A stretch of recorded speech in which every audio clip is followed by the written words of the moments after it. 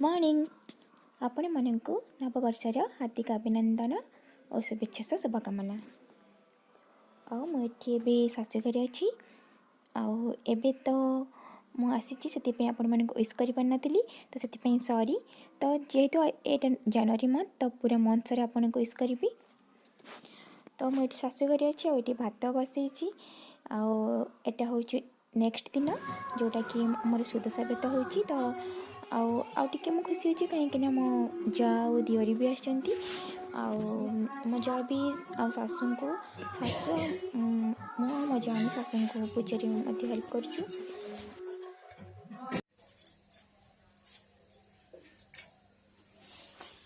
10टा मुंडला ना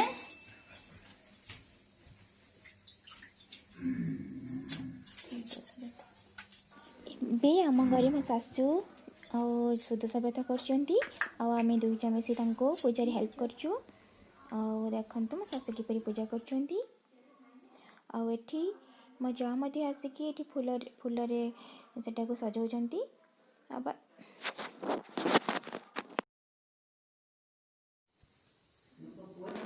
हूँ मो रूम जो मो शाशु घर तो बहुत काफ़ी दिन है एमती आम घर को आसनी कोरोना तो यार अवस्था पूरा हालत पूरा बिगड़ी जाइए तो सफा करने बहुत माने 2 दिन पाखापाखि लगिगला। देखते केमती अलिया सब बाहरी ये होती मो सान जा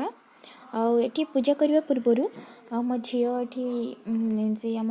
बाड़ी पछे पटे फूल तोलुची आते गुड़ा फूल होती देखु देखो आपण मानक ये फूल गेंडु फूल मंडा फूल सब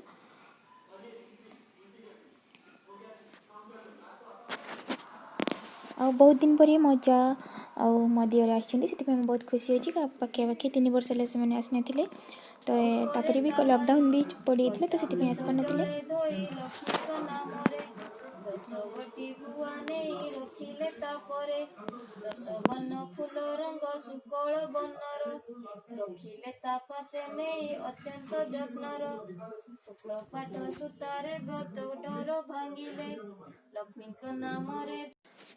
आमर 10टी मंडा भोग लगी जाइए बस ये आमर पूजा सरी जाइए। तो यहाँ हूँ नेक्स्ट दिन ब्लॉग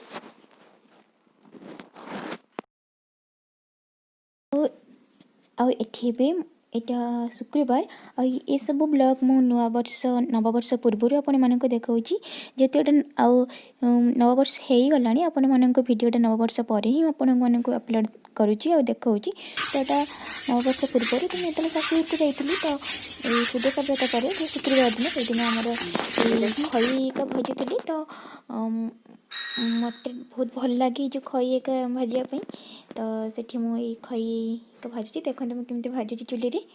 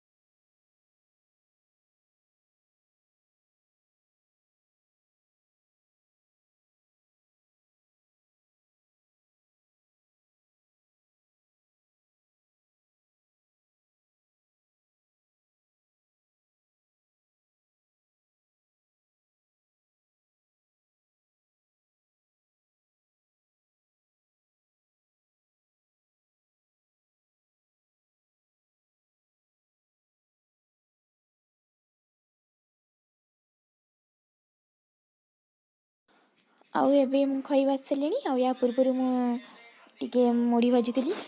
तो ये मोर सरीगला खई भाजा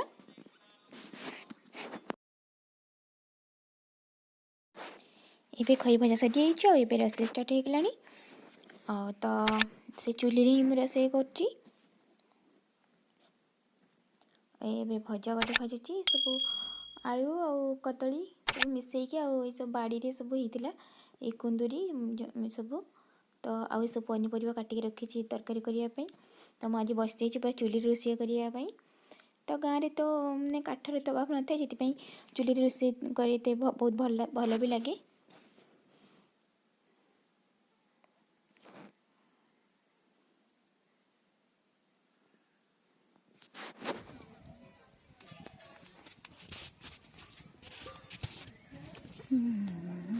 आउ ये होचंती मो सानो जा आपण मन खाई करचंती।